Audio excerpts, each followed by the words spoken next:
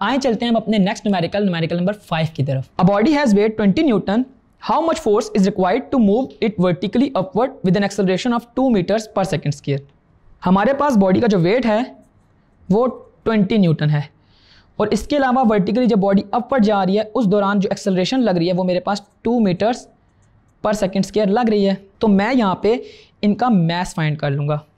आपको ये बात पता है कि जो W है वो इक्वल टू mg होता है और मेरे पास g की वैल्यू 10 है और W की value 20 is equal to m into 10। तो मेरे पास m यूँ 2 किलोग्राम्स आ जाएगा जब 10 20 से डिवाइड होगा। तो अब मेरे पास इस एक्सेलरेशन और इस मैस को यूज़ करते हुए मैं फोर्स निकालूंगा। यू नो कि F is equal to ma होता है और मैस मेरे पास है 2 किलोग्राम और एक्सेलरेशन भी है 2 किलोग्राम। तो 2 इंटू 2 4 न्यूटन। ये वो फोर्स है जो बॉडी को अपवर्ड लेके जा रही है। हमने निकालनी थी टोटल फोर्स, तो टोटल फोर्स में दोनों फोर्सेस शामिल होंगी जिसमें वेट और अपवर्ड फोर्स दोनों होंगी। तो यूं आपके पास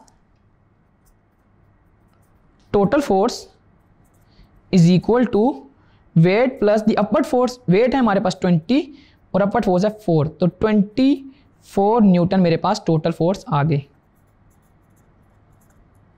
तो यूं आपने according to Newton second law of motion total force निकाल ली जो कि F is equal to ma और वेट को ऐड करने से आई है।